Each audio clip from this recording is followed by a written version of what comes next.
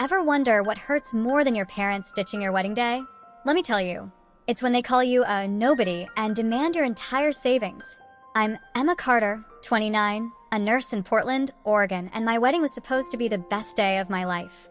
I spent months planning a cozy ceremony at the Botanical Garden, picturing my parents, Linda and Michael, in the front row, beaming with pride. But as I walked down the aisle, sparkling in my wedding dress, my heart shattered. Their seats empty. No apology, no call. Guess where they were? Soaking up the sun on a Miami, Florida beach, snapping selfies with my brother, James, and his family. While I clutched my bouquet, fighting tears, they posted on Instagram with the caption, "Perfect family vacation." I know what you're thinking. What the hell? Who skips their daughter's wedding for the beach? Right? If this were a Reddit post, I bet r/AITA would have my back shouting, "Ente, Emma, cut them off." But in that moment, standing before 70 guests, I faced a bitter truth. To my parents, I'm always the last choice, the bottom rung of the family. And it gets worse. A month later, they called, not to apologize, but to demand my savings, the money I busted my ass to save for my future. This story isn't just about a ruined wedding. It's about fighting to be seen, to prove I'm worth loving. Ever felt pushed aside by your family? Stick around, cause this tale will have you raging and cheering for me to the end. But hold up, it gets uglier. While I tried to mend my broken heart post-wedding, my parents showed zero remorse. They texted, "Emma, why not chip in for James? Your brother needs it more." James, their golden child, always comes first. I spent my life trying to make them proud, from acing school to becoming a nurse who saves lives. But to them, I'm just a faint name next to James and his perfect family. Know what it's like to be treated like the spare by your own kin? Like you're a side character in your own story? I used to think I could change them, but those empty seats woke me up. This isn't just my story. It's a wake-up call for anyone shoved to the bottom by their family. Stay with me, because I'm going to tell you how I stood up, reclaimed my worth, and built a real family that loves me. / It wasn't just an empty seat at my wedding. It was a lifetime of being sidelined, pushed out, made to feel like second choice. Or, let's be real, never a choice at all. My name is Emma Carter, and I grew up in Boise, Idaho, in a pretty average middle-class neighborhood where everything looked fine from the outside. But inside my family, it was a silent leaderboard, and I was always dead last. My parents, Linda and Michael Evans, had a golden child, my older brother, James. The type of guy Reddit's r/pics would swoon over. Graduated from a top university, landed a high-paying job, married Olivia, whose dad plays golf with the mayor. And me? I was just this she's doing okay little sister with a dream of becoming a nurse. I saw the difference early. James' 21st birthday. He got a brand new SUV, showroom shine and all. Mine? A $50 Target gift card with a note. Save up for something nice. When James got promoted, they threw a huge party, invited the whole neighborhood to brag. When I graduated nursing school with honors, they came to the ceremony, snapped one photo, then left early to go to a neighbor's barbecue. "It's no big deal, Emma. Just a degree," my dad said. "Why didn't you go into business like James?" my mom sighed.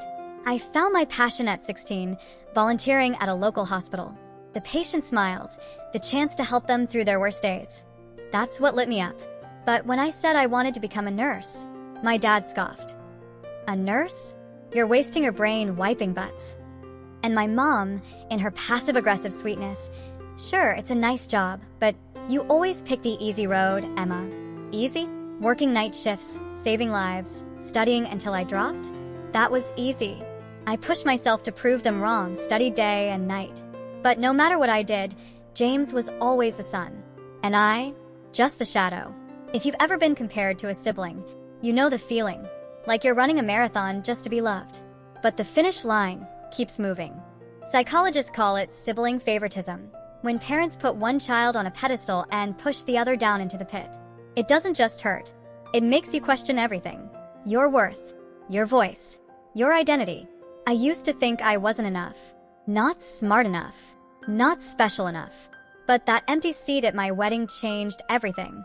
That's when I realized the problem was never me. It was them. And if you're listening to this, I bet you have a story too, about being overlooked, sidelined, second-guessed. Stay with me, because I'm about to tell you how I broke free from that shadow and found my own light. / Growing up in my brother James's shadow was like playing a game I could never win. In Boise, Idaho, our house looked like the classic American family portrait. White picket fence, green lawn, but inside, everything revolved around James, my parents' prince, Linda, and Michael's golden boy. If life were a Reddit thread, James would be the post with thousands of upvotes, while I'd be a buried comment. Want an example? James's 21st birthday, my parents rolled a brand new Ford Mustang into the driveway, red bow on top, straight out of a Hollywood flick. The neighborhood gawked. My dad clapped his shoulder. Son, this is the start you deserve. My 21st? A $75 Kohl's gift card with mom's quip. Don't blow it all at once, Emma. I laughed, but it stung like a knife. It didn't stop there. When James got promoted at his big shot company, my parents threw a fancy dinner at a downtown Boise restaurant, inviting Dad's colleagues to brag. But when I graduated nursing school with honors, they showed up, sat in the back, then bailed after 10 minutes for a neighbor's barbecue. I stood there in my cap and gown, watching them drive off, feeling like a chore on their to-do list. Every time I tried sharing my wins, high grades, school awards, Dad cut me off. James just closed a $1 million deal, Emma. Learn from your brother. Mom was softer but still jabbed. Nursing's fine, but James is building an empire. I tried. Hard. I studied until 2 a.m., pulled extra hospital shifts to prove I wasn't wasting potential. But no matter how fast I ran, James held the trophy. Psychologists call this conditional love, when parents only love you if you meet their expectations. To me, it felt like chasing a hug I'd never reach. I started believing I wasn't good enough, that I deserved to be second. If your family's ever made you the loser in your own home, you know the feeling, like you have to apologize for existing. But things were about to change because one big decision pulled me out of that shadow. Want to know what it was? Don't go anywhere, cause this story's about to blow up bigger than ever. / I spent my whole life trying to make my parents proud. But nothing could have prepared me for the moment they pulled me into a financial drama straight out of Reddit's r/Facebomb. 3 years ago, I was just living a normal nurse's life in Portland, Oregon, pinching pennies with my husband, Noah, saving up for a cozy little starter home. Then one day, the phone rang. My mom, Linda, was on the line, voice shaking. Emma, we're about to lose the house in Boise. The bank's foreclosing unless we pay $25,000 immediately. Then my dad, Michael, cut in. We asked James, but he's tied up with private school tuition and the new vacation property. You're the only one who can help. I froze. $25,000 was everything Noah and I had, our entire future in a number. But this was family. I thought, maybe if I helped them now, they'd finally see me as more than the lesser child. Maybe I'd matter. Noah, always the voice of reason, and I talked it through. We decided to go through with it. But I wasn't naive. Asked for a written agreement. This is a loan, not a gift, I said. Mom agreed immediately. Dad frowned. You don't trust your own parents, Emma? But I held firm. Eventually, they signed. The contract was clear, $600 a month until $25,000 was paid back. I transferred the money that very night, and for a while, it felt like I'd saved their world. And guess what? For almost 3 years, like clockwork, $600 showed up every month, around the 5th or 6th. For the first time in my life, I felt valued. Dad even started calling just to chat, something he never did before. And I thought, finally, they see me, not as second best, but as someone who matters. If this were a thread on r/personal finance, I'd get gold stars for asking for a signed contract. People would say, smart move, clean boundaries. But this isn't Reddit. This is real life. And my family, they don't play by Reddit rules. Because that loan, that contract, that little flicker of hope that maybe, just maybe, they'd finally love me like they loved James, it's all about to be thrown into the blender of family chaos. Have you ever bet everything on family, your money, your trust, your heart, only to feel them turn their backs on you? Stay right here. Because this story is about to take a plot twist so wild it'll make you want to flip the table. / While I was still piecing together my broken heart from being sidelined for James, someone walked into my life and changed everything. That was Noah, my husband, the kind of guy r/relationship_advice would unanimously cheer. Hold him tight, girl. I met Noah at a charity storytime event at Portland's hospital, where I work as a nurse. He was a kindergarten teacher, reading to kids with a smile warm as a Texas summer sun. In one afternoon, I was hooked, not because he was rich or powerful, but because he was real. Noah lives wholeheartedly for the kids, for compassion, for the little things that make life matter. We talked for hours, from my dreams of saving lives to how he teaches his students to paint their feelings. For the first time, I felt seen, valued, not just James's loser sister. But my parents? Oh, they had other thoughts. When I told them about Noah, Mom raised an eyebrow. A kindergarten teacher? I mean, someone's gotta do it, but really, Emma? Dad was blunt. James married Olivia, whose dad golfs with the mayor. What's Noah got to show for? I wanted to scream. He's got a heart, something this family clearly lacks. They never grasped that Noah and I were building a life rich in meaning, not money. Meanwhile, James and Olivia, the Instagram-perfect couple my parents fawned over, were a different story. They posted yacht pics and party shots, but I'd seen them in person, sitting side by side, not saying a word, like strangers in a business deal. If you follow our /relationships, you know the type. Glossy on the outside, hollow within. I hoped my parents would see the value in our love, in the life Noah and I were crafting. I thought if I loaned them $25,000, if I proved I was reliable, they'd respect me, respect Noah. But I was dead wrong. My family didn't just dismiss me. They were about to crush our dreams. Ever loved someone your family rejected? Stick around. Cause this story's about to ignite with a betrayal that'll make you want to check your phone. // I thought my love with Noah could change my parents. I was wrong. As we started planning our wedding, I pictured a simple, love-filled day at Portland, Oregon's botanical garden. Just 70 guests, wildflowers, a small band. Not $1 million bash like James's, but ours real. I sent invites to my parents, Linda and Michael, 6 months ahead, hoping this time they'd show. Mom texted back, "Got the invite, I'll check our schedule." I thought, maybe they're busy, but they'll come, right? If this were r/am of the asshole, I'd ask. AITA for believing my family would pick me, just once? But 3 months before the wedding, Mom called during my Sunday breakfast. Her voice was casual. "Oh, Emma, we're all headed to Miami the second week of June. James booked tickets. The kids are stoked." I nearly dropped my phone. "Mom, that's my wedding weekend," I whispered. She replied, like she was talking about the weather. "Oops, I mixed up the dates. But it's too late to change flights now, you get it, right?" Get it? No, I didn't get it at all. I called Dad, hoping for a glimmer of hope. But he was cold as stone. "Emma, there's no mix-up. This trip's big for James. He's got a major business deal in Miami. Your wedding? Just a little event for someone like you." Someone like me? A nurse, a nobody in their eyes. Those words cut my heart like a knife. I sobbed on the couch, feeling like my world collapsed. If you've ever been called worthless by family, you know the pain, like being erased from your own story. But then Noah came home, held me tight and said, "You don't need them to shine, Emma. We're enough." He was right. Those words pulled me from the dark. But the drama doesn't stop there. My parents didn't just ditch me. They're about to turn me into an r/petty revenge post you can't stop scrolling. Ever had your family land a sucker punch on your big day?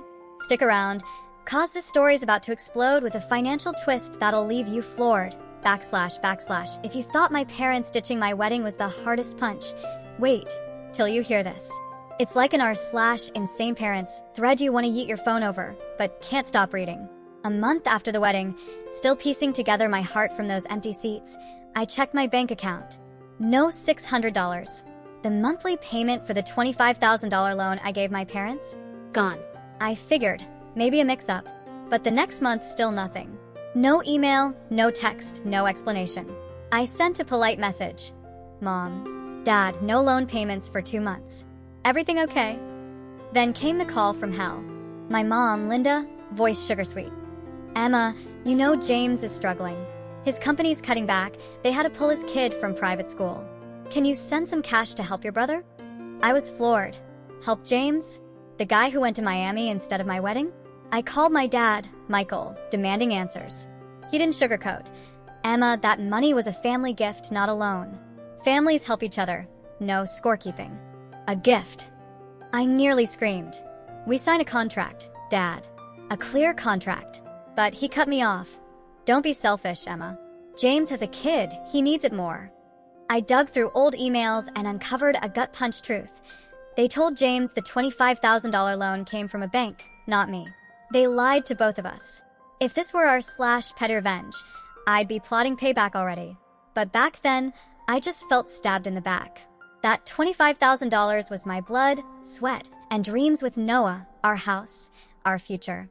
They didn't just take money. They stole the last shred of trust one had in them. Ever been turned into your family's personal ATM, then called selfish for wanting your money back? This story is about to hit a confrontation you'll want to screenshot and send to your group chat. Stick around, cause this family drama is about to escalate to levels you won't believe. / think it's bad that my parents turned a $25,000 loan into a gift. Hold up, cause my family just cranked this drama to our / raised by narcissist levels. After I dared ask about 2 months of missing loan payments, the whole family turned on me like I'm the villain in a Netflix flick. My mom, Linda, called, voice all teary. Emma, how could you do this to us? James is struggling to raise his kids, and you're only thinking about money. My dad, Michael, was colder. You're selfish, Emma. Real families don't keep score like that. Selfish? I was speechless. I gave them my life savings, let slide they're ditching my wedding, and now I'm the bad guy? But the real gut punch came from Mom's Instagram. She posted an old family pic, me as a kid grinning next to James, captioned, "Back when family meant everything." The subtext? I'm the ungrateful daughter, ruining our legacy. If you follow our / insane parents, you know this move. Gaslighting, making you doubt yourself. I started to waver, wondering if I was too harsh. Then I turned to Dr. Harper, a therapist in Portland. She looked me dead in the eye. Emma, this is gaslighting. They're manipulating you to think you're wrong, that you don't deserve respect. She explained how favoritism and psychological manipulation can make you believe you're not good enough, not lovable. It was like someone flipped a switch in my head. All these years, I'd chased my parents' love, only for them to shove me to the bottom. James piled on, texting, "Sis, not cool. You're stressing the whole family." Stressing them? He's living in a $1 million mansion, while I'm out my dream of buying a house. If you've ever been gaslit by family until you questioned yourself, you know it's like being lost in fog. But Dr. Harper gave me a compass. I started seeing clearly. The problem wasn't me, it was them. And guess what? I'm about to find people who truly see me as family. Ever been gaslit so hard you wanted to scream? Stick around, cause this story's flipping to a healing chapter you'll want to share. / when my family cast me as the villain in an r / insane parents drama, I realized a truth. Family isn't blood. It's the people who choose to stand by you. As my heart broke from my parents gaslighting and calling me selfish, an incredible group pulled me from the mire. First, Noah's family, his parents, David and Susan. They're not just in-laws. They're capeless heroes. When they learned my parents ditched my wedding, Susan hugged me and said, "Emma, you're my daughter. Not just a daughter-in-law. I'm proud of you." David scoured Portland for wildflowers for the ceremony, ensuring the garden matched my dream. They're not rich like James's family, but they're rich in love, something my parents never gave me. Then there's Lily, my college bestie, who'd be voted MVP if posted on our / Besto Predator updates. Lily became my emotional bodyguard, helping pick my wedding dress when my mom was busy, playing cards with her friends. She secretly threw a bachelorette party with my nurse colleagues, complete with stethoscope-shaped cookies and late-night karaoke. But the moment that broke me was when my coworker Jenna gave me an old silver bracelet. It was my grandma's, also a nurse, she said. She said nursing's not just a job, it's a calling. She'd love you, Emma. That bracelet became a talisman, reminding me I'm enough. Psychologists say a social support system can heal wounds family leaves behind. For me, that's not just theory. It's David, Susan, Lily, and Jenna. They're the family I chose, who see my worth when my parents only saw James. If you've ever found a friend or a community to lift you up, you know the feeling, like finding light in a storm. But this drama's not over. I'm about to shine a spotlight on my birth family, literally. Ever leaned on a chosen family to get through drama? Stick around, cause I'm about to reclaim what's mine, / after my parents gaslit me and painted me as the villain on Instagram, I knew it was time to stop hoping they'd fix themselves. This wasn't just our / insane parents family drama anymore. It was time to take back what's mine. With Noah and Lily's support, I found Rachel Cohen, a sharp Portland, Oregon lawyer. My hands shook as I handed her the $25,000 loan contract my parents, Linda and Michael, signed. But Rachel smiled, flipping through pages. "Emma, this is airtight. They've got no wiggle room." She proposed sending a formal demand letter requiring payment of the 2 missed months, $1, $200, and continued $600 monthly payments. "This letter will show them you mean business," Rachel said. I nodded, feeling like I'd stepped into a ring, ready to fight for myself. The letter went out via certified mail, and I waited, heart pounding. 3 days later, my phone blew up like an r/petty revenge thread dug up from the archives. Mom texted, "Emma, how dare you hire a lawyer against your parents? Trying to tear the family apart." Dad called, roaring, "Cancel that letter now, or you'll regret it." James chimed in, texting, "Sis, this is embarrassing the whole family. Drop it, don't make a scene." Even my aunt in Boise messaged, "Your mom cried all night because of you, Emma. Shameful." I wanted to reply, to scream they were the ones in the wrong. But Rachel said, "Don't engage. Let the law speak." And for the first time, I felt powerful, like I wasn't the little girl chasing their love anymore. If you've ever had to stand up to family, you know the feeling. Terrifying yet freeing, like breaking chains. This legal move wasn't just about $25,000, it was about me, my worth. But my family didn't back down. They're about to drag me into a face-to-face showdown that all of the asshole would bet on to see who wins. Ever had to use the law to protect yourself from family? Stick around, cause this drama's about to explode so big you'll want popcorn ready. / the demand letter was sent, and my family had no escape. If this were the asshole, all of Reddit would be betting on whether I'd crack or they would. Finally, my dad, Michael, agreed to meet in a private room at Riverside Grill in Portland. I walked in with Noah, heart pounding like it might burst. My parents, Linda and Michael, sat on one side of the table, faces stone cold. James and his wife, Olivia, sat across, looking like they'd just stepped out of an Instagram photo shoot. The air was tight as a bowstring, ready to snap. Dad spoke first, all business. "Emma, this lawyer nonsense isn't needed. We can settle this as family." I shot back, calm but sharp. "Family? You mean the family that ditched my wedding, called a $25,000 loan a gift, and lied to both me and James?" Then the bomb dropped. James cut in, frowning. "Lied? What do you mean, Emma?" I laid it out. "They told you the loan was from a bank, but it was my savings." James turned to our parents, voice shaking with anger. "You said it was a bank loan. Why didn't you tell me it was Emma's money?" Linda stammered. Michael stayed silent, but their eyes gave them away. James stood up livid. "You lied to me too? And now you're using that money to help me, without paying Emma back? That's beyond wrong." For the first time, he saw the injustice I'd endured my whole life. I felt like I'd just beaten a Twitch boss fight, but kept my tone steady. I just want the loan repaid, as per the contract. No negotiation. My dad, face beet red, finally caved. "Fine, we'll pay it back, with proper paperwork." But his voice was icy, like I'd betrayed the whole bloodline. As we left, James looked at me, a flicker of regret in his eyes, but I wasn't ready to forgive. If you've ever faced down your family and watched them crumble under the truth, you know the feeling. Painful, yet empowering. But this isn't the end. I'm about to rebuild my life without them. Ever made your family face their wrongs? Stick around, cause this story's heading for an epic glow-up, / after that fiery showdown at the restaurant, I felt like I'd walked out of an the asshole thread with a resounding verdict. My parents, Linda and Michael, finally started paying back the debt. The 2 missed months, $1, $200, and regular $600 monthly payments hit my account again, just as the contract demanded. But don't think this is a Disney happy ending. They paid not out of love, but because they had no way out. I'm done dreaming they'll apologize or change.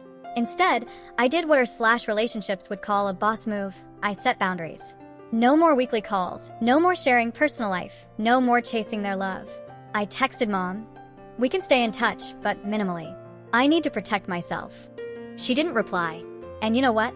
That silence felt like a gust of freedom. With the repaid money stacking up, Noah and I started rebuilding our dream. We bought a small house in Portland suburbs, 3 bedrooms, a fenced backyard, perfect for the adoption plans we're nurturing.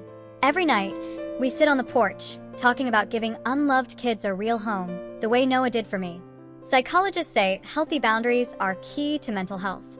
For me, they're an invisible wall, keeping family drama out and letting me breathe again. If you've ever followed our /self-improvement, you know the feeling, like dropping a suitcase of rocks you've carried your whole life. But the family drama hasn't fully fizzled out. James, my brother, started texting, and what he said made me pause. Ever set boundaries with family and felt like you finally held the reins? Stick around, cause this story's heading for a twist. Even Reddit would upvote. / setting boundaries with my parents was a victory, but I didn't see what came next. If this were in our /best of Redditor updates thread, Reddit would be on its feet clapping for this twist.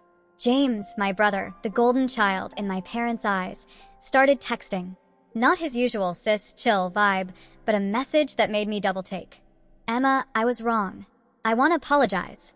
I was skeptical. James, with his $1 million mansion and Instagram perfect wife, apologizing to me, the nurse sister once called bottom of the barrel? But I agreed to meet him at a Portland coffee shop. Just us, no family drama. James sat there, no trace of his usual smugness. He looked me in the eye. Emma, I didn't realize how badly our parents treated you. I thought I deserved the favoritism, but now I see how wrong it was. Your wedding, the loan, I was blind. I was stunned. James admitting he was wrong? If this were our /relationships, the sub would call it a peak redemption arc. He invited me and Noah to lunch with his family, saying he wants to rebuild. I agreed, but kept my guard up. Trust doesn't heal in a day. Later, I learned James started family therapy. He told me, I want to teach my kids, Mia and Leo, that worth isn't about achievements or money. I don't want them growing up like I did. Hearing him, I felt a spark of hope, but I'm not rushing to forgive. Wounds from years don't fade fast. If you've seen a family member change, you know the feeling. Wanting to believe, yet scared of more hurt. But I'm focused on a bigger win, something even our /self-improvement would upvote. Ever watched a relative own their mistakes? Stick around, cause this story's about to explode with a turn that'll make you proud. / James is starting to change, but I'm done waiting for him or anyone to validate my worth.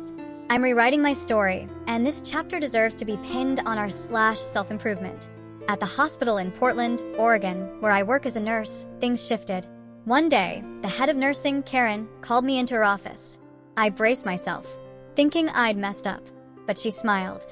Emma, I've watched you for years. Your skills are top-notch, but your compassion is what's rare. We're launching a new patient advocacy program, and I want you to lead it. Led? Me. The girl my parents called bottom of the barrel? I nearly cried but nodded fast. The role means extra training, bigger responsibilities, and a shot at promotion. Dreams I never dared chase. But what I'm proudest of came from the money my parents repaid. Instead of keeping that $25,000 for myself, Noah and I started a scholarship fund for nursing students focused on patient advocacy. I named it the Light Fund. The light I found saving lives. The light my family once tried to snuff out. At the first scholarship ceremony, I stood before a young woman, eyes blazing, and said, "You remind me of myself. Don't let anyone dim your shine." She hugged me, and I knew I'd turned pain into hope. If you follow our /uplifting news, you get this feeling, like beating a final boss. Psychologists say turning wounds into purpose is the most powerful healing. For me, it's true. Nursing isn't just my job, it's how I prove compassion outshines any $1 million mansion James has.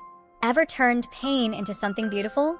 Stick around, cause this story's hitting a milestone that'll have all of Reddit standing to clap. / the career win and scholarship fund were huge milestones, but nothing tops this moment.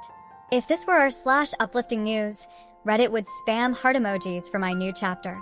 6 months after the family drama, I found out I'm pregnant. A girl, Ava. As Noah and I held each other in our cozy Portland, Oregon living room, my tears wouldn't stop. Not just from joy, but from a vow I made. Ava will grow up in a home where she's never compared, never ranked, never has to earn love. I was the girl chasing my parents' approval, Linda and Michael, only to be called bottom of the barrel. Ava will never know that pain. She'll be loved unconditionally for exactly who she is. Deciding to let my parents meet Ava wasn't easy. After everything, the ditched wedding, the denied loan, the gaslighting, Noah and I set ironclad boundaries. I told them, You can be grandparents, but only if you respect how we raise Ava. No comparisons, no favoritism, no drama. Mom nodded, eyes teary, but I'm not banking on empty promises. Actions count. When Ava was born, they visited, bringing modest gifts instead of the lavish ones they gave James's kids. A small step, but enough for me to hope. Not for me, but for Ava. If you follow r/parenting, you know family legacy isn't money, it's love. I'm breaking a generational cycle of favoritism. Ava will grow up knowing her worth isn't tied to achievements. Ever vowed to do better for the next generation? Stick around, cause this story's peaking with the people who've become my true family. // Giving birth to Ava was the start of my new legacy, but the people who make up her true family are the brightest light. If this were an r/wholesome memes thread, Reddit would spam happy cry emojis. While my parents, Linda and Michael, are just grandparents with strict boundaries, Noah's family, David and Susan, became Ava's real grandparents. Susan hand-stitched Ava quilt, and David tells cheesy dad jokes that have us all in stitches. They don't just love me like a daughter. They cherish Ava like she's their own blood. Then there's Lily, my best friend, now Ava's godmother. Lily shows up with the coolest toys and a promise to teach Ava how to slay drama like her mom. If you follow r/besto Predator updates, Lily's the friend everyone wishes for.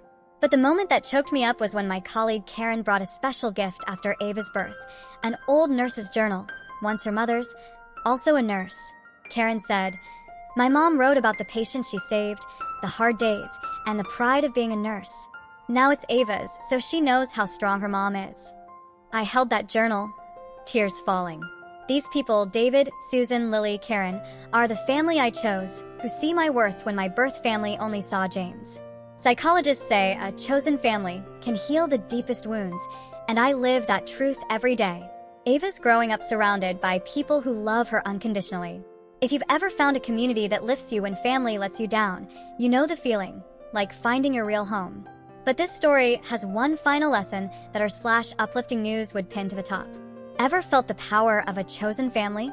Stick around, cause I'm about to share what changed everything. / My story isn't just r/insane parents family drama.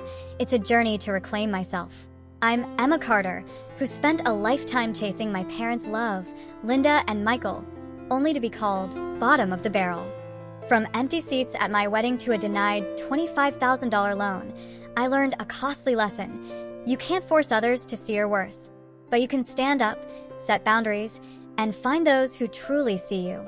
Noah, his family, Lily, and my colleagues, they're the chosen family who showed me real love doesn't come with conditions. If this were r/am the asshole, I'd vote myself NTA for choosing me. Breaking a toxic cycle isn't easy. It's like unfollowing a poisonous Instagram account. You know it's right, but it still stings. Psychologists say setting boundaries and building a supportive community are key to healing. I live that every day with Ava, Noah, and those who lift me up. If you're struggling with family that makes you feel small, hear me. You deserve love, not a fight to earn it. Set boundaries, find your chosen family, and don't be afraid to walk away. Ever learned a lesson that changed your life? Stick around, cause I'm about to call on you to build a stronger community together. / my journey from bottom of the barrel to finding my light changed everything, but now it's time for us to write new chapters together. If this story hit you, drop a comment below. I read every single one for real. What family drama have you faced that made you stand up? Or how did you find your chosen family? Share it, cause every story deserves to be heard, like an r/uplifting news thread gone viral. If you think Team Emma's got it, smash that like button. It's your way of saying, I'm with you, without spending a dime. And if you want more Reddit-style stories about overcoming drama and reclaiming your worth, hit subscribe and ring that bell. Don't let YouTube's algorithm hide me like my mom hid the truth about that $25,000 loan. Share this video with someone who needs to hear they're enough, no matter what their family says. Use the #ChosenFamily to build a community that lifts each other up, like David, Susan, and Lily did for me. You're not alone, and your story has the power to change others. Thanks for riding through this drama with me. You're part of the family I chose. Ready to share your story? Drop that comment, hit like, subscribe, and let's make YouTube explode. /